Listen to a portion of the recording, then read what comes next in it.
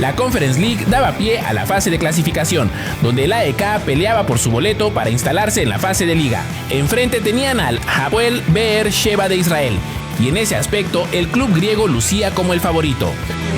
Orbelín Pineda iniciaba su primer partido en la era post-Almeida. En la cancha se diluían las aparentes diferencias, pues el conjunto visitante no se escondía y salía a proponer desde el primer minuto. En ese aspecto el Hapoel apretaba desde la media cancha, justo en la zona donde el mexicano deambulaba. Y durante esa parte a Orbelín le costó lidiar con la marca de los rivales, pues se le dificultó retener el esférico.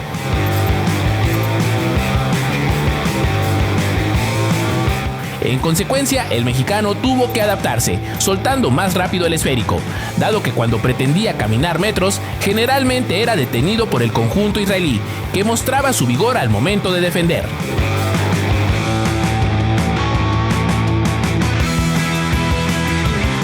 Pasando los 30 minutos de juego, el mexicano perdió presencia en la cancha, así que pasaría desapercibido. En todo caso, participaba con jugadas en corto con pases rápidos, pero no hacía lo que lo caracterizaba, que es el dinamismo y la manera de cubrir varias extensiones del campo para hacer que fluya el juego. Esta vez, el mexicano se notaba con menos influencia, y a pesar que intentó revertir su situación, atreviéndose a encarar por la banda donde había más espacios para hacerlo, aún así no pudo progresar en sus intentos individuales. Así terminaba el primer tiempo. Para la parte complementaria, el conjunto griego era quien tomaba la iniciativa y comenzaba una nueva ola de ataques. El AEK exploraba alternativas, pues su juego no lo centraba por algún lado en particular, tanteando de esta manera las distintas formas de abrir a la defensa roja. Así fue, hasta que al minuto 49, en un tiro de esquina por la izquierda, Filipe Relvas lograba doblarle las manitas al arquero Eliassi para marcar el primer gol del encuentro. Este gol le cayó bien al equipo ateniense, ya que posteriormente aprovecharon la urgencia que tenía el Hapoel para hacerlos correr tras la pelota y conseguir desgastarlos, mientras que ellos se aseguraban la posesión de la misma. Al minuto 57, Orbelín saldría del campo con un desempeño irregular en este juego. Los clubes no moverían el marcador y el partido finalizaba con un solo gol a favor del conjunto ateniense. Se volverán a enfrentar en el partido de vuelta hasta el 31 de julio para saber quién sigue avanzando a la siguiente etapa previa a la fase de liga.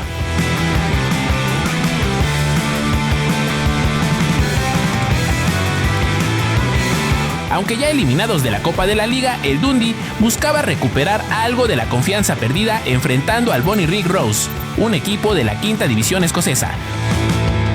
Con César Garza en el once inicial, el conjunto de la Premiership se encontró con el ímpetu de un rival motivado. El Bonnyrigg defendía con todos y atacaba con todos, un escenario en el que el Dundee debía imponerse tarde o temprano. No así para Garza, a quien le costó sentirse cómodo durante los primeros 15 minutos. Peleaba balones divididos, pero quedaba expuesto cuando el juego exigía fuerza física. Por eso mismo era el único jugador de campo que no iba al remate en los balones parados. Con el correr de los minutos, los jugadores del azul oscuro comenzaron a conectarse mejor, mientras que sus rivales empezaban a exhibir limitaciones técnicas propias de una categoría menor. Un tiro de esquina parecía poner las cosas en su sitio, cuando Robertson, entre rebotes y con desesperación, anotaba el primer tanto de la tarde, que además era el primer gol del Dundee en la temporada. La lata se había destapado para un equipo al que nada le salía en sus primeros 2 partidos de Copa, que comenzaron a manejar el partido con mayor solemnidad, cuidando las formas de llegar a zona final, abriendo el campo con cambios de orientación y mostrando mecanismos ofensivos más claros en ambos costados. Garza levantó más la cabeza y comenzó a jugar con mayor determinación, aunque cada vez que iba al choque con un rival, transmitía fragilidad. Al cumplirse la media hora, una triangulación le dio espacio para probar al arco, pero su remate fue defectuoso. A pesar del control que ejercía el Dundee en amplios tramos del partido, el segundo gol no se vislumbraba cercano. No lograban conectar con claridad en los últimos metros, ni generar ocasiones verdaderamente peligrosas que pusieran en aprietos al portero rival. Esta falta de contundencia y de presencia ofensiva terminó por alentar al equipo local, que sin hacer demasiado y aprovechando un par de desatenciones defensivas encontró el empate en una jugada aislada. El resultado era penoso para el Dundee, que se había doblado en cuestión de minutos contra un equipo que no se considera profesional. Garza fue intermitente, por momentos desaparecía, especialmente cuando se disputaba la posesión. Los D's buscaron sorprender apenas se movía el balón para el complemento, e incluso el canterano de Monterrey se animó a sacar un nuevo disparo que el arquero desvió por encima del travesaño.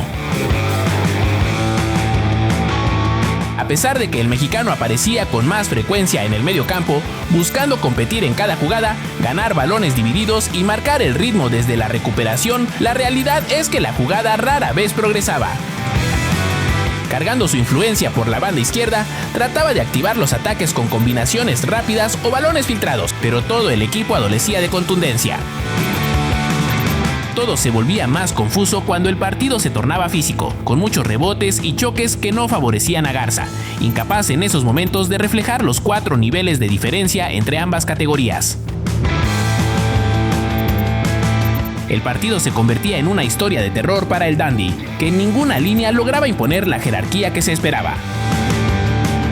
Ni la cancha ni el estilo rudimentario del Bonnie Rig permitían que el balón circulara con fluidez por abajo. Pero para su fortuna, 2 jugadas consecutivas a balón parado iban a resolver el partido, definidas por el mal fildeo rival y capitalizadas por Billy Cumetio y Emil Acua.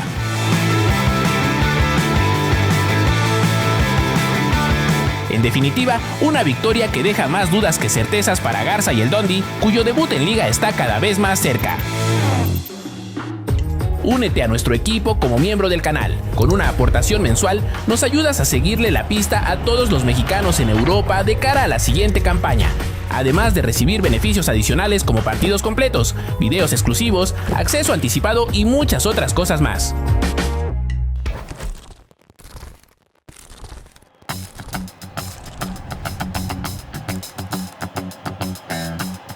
Tras la victoria parcial en Champions durante la semana, el Copenhague se preparaba para recibir al Vejle Boldklub.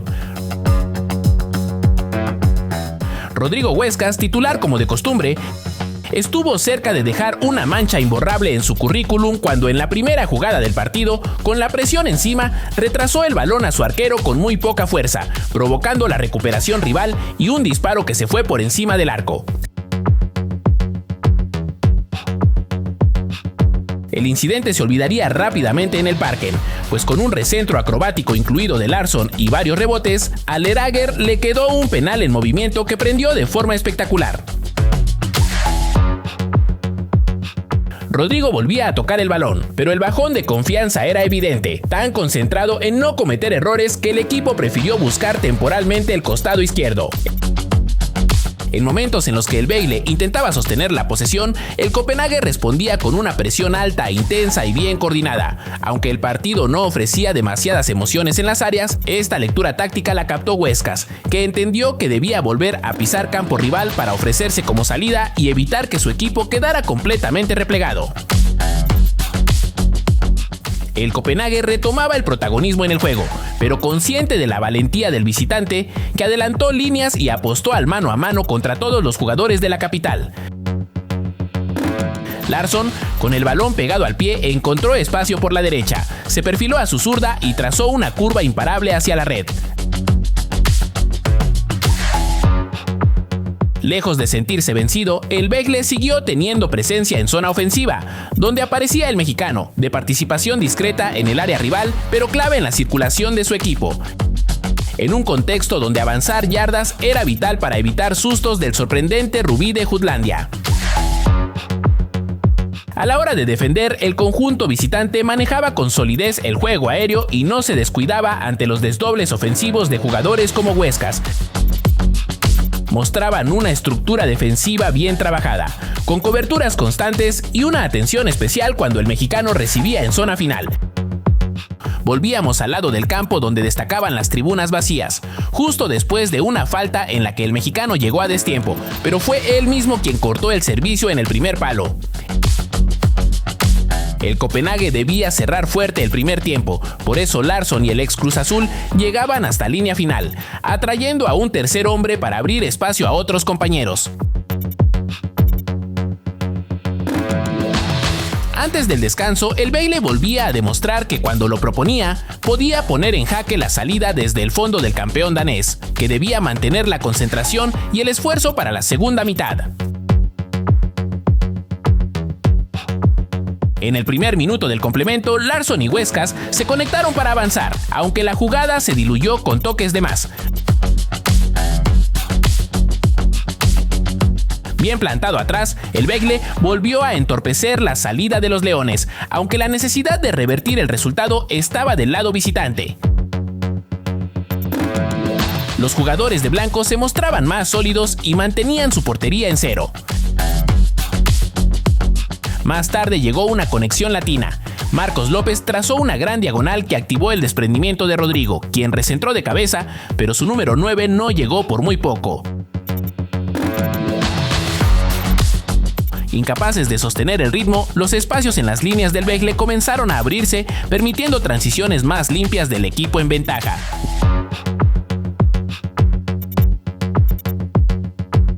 Atrás, las alarmas se encendieron cuando cayó en un 2 contra 1, aunque sin explosividad de los rivales pudo recuperarse. Con mejores sensaciones y metiendo a todos los visitantes en su propio campo, los Leones movían el esférico de un costado a otro, esperando que la monotonía abriera espacios para poner un centro al área. Lo que fallaba en este escenario era la precisión, ya sea de los hombres que centraban o de los que remataban.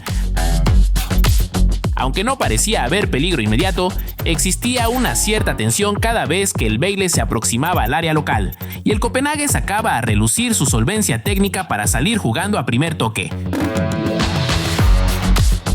Con cada vez menos disparos en ambos arcos, el encuentro fue decantándose para el lado local, en un partido muy digno del equipo que tenía el papel de víctima y que no se intimidó ante el escenario. Pensando ya en el partido de clasificación a Champions, el técnico le ahorró a Rodrigo los últimos 15 minutos.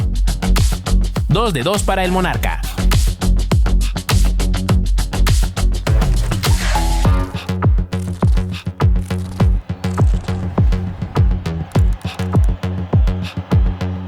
Se jugaba la jornada 2 de la Liga Rusa y al Lokomotiv le tocaba visitar al vigente campeón de la liga, el Krasnodar. El mexicano estaría presente en el 11 titular para esta importante contienda. El equipo local no dejaba tiempo para la especulación y presionaba desde la salida, y en consecuencia, la defensa de las locomotoras tuvieron que crear amplitud y desmarques de apoyo, generando que se abrieran los centrales para hacer líneas de pase más seguros por las bandas.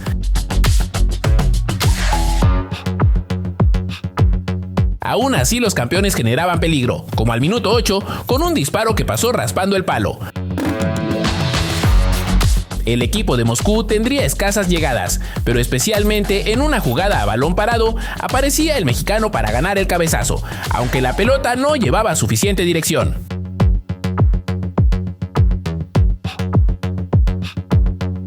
A pesar de estos chispazos, el Krasnodar era el equipo que más proponía, así que César Montes tuvo que intervenir en varias ocasiones para sacar la pelota del fondo o apoyar con la circulación del esférico, ya que lo buscaban de manera recurrente.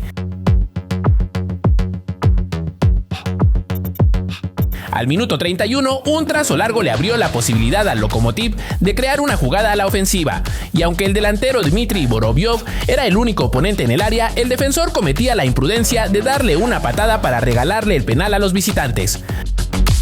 Alexei Batrakov se plantaba frente al portero y lo engañaba para hacer el primer gol.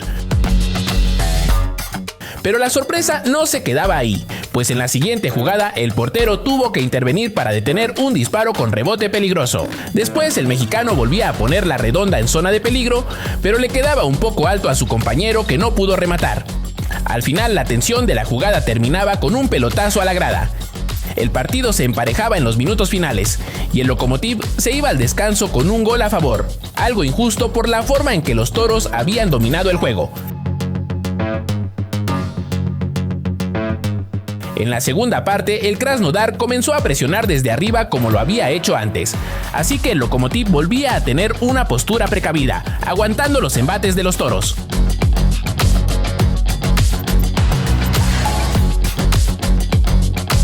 Animados por su gente, los campeones lograron perforar la defensa, con un par de jugadas donde el arquero Anton tuvo que emplearse a fondo para salvar a su equipo. Del mismo modo, el mexicano estaba metido en el centro del área, pues en esta fase del encuentro el Lokomotiv se había compactado y el mexicano se ubicaba dentro de la última capa que cubría su equipo. Rechazando las proyecciones del rival, las locomotoras fueron mermando la ofensiva de los locales y esto les permitió tener mayor salida hasta el punto de revertir la situación. Es así que el conjunto visitante lograba posicionarse en la portería de Stanislav y al minuto 77 llegaba otro revés para el equipo que había buscado más en el juego.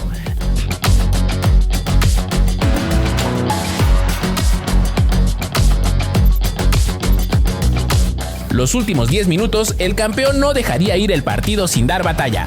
Fue así que el cierre estuvo a favor de los toros, insinuando el peligro constantemente.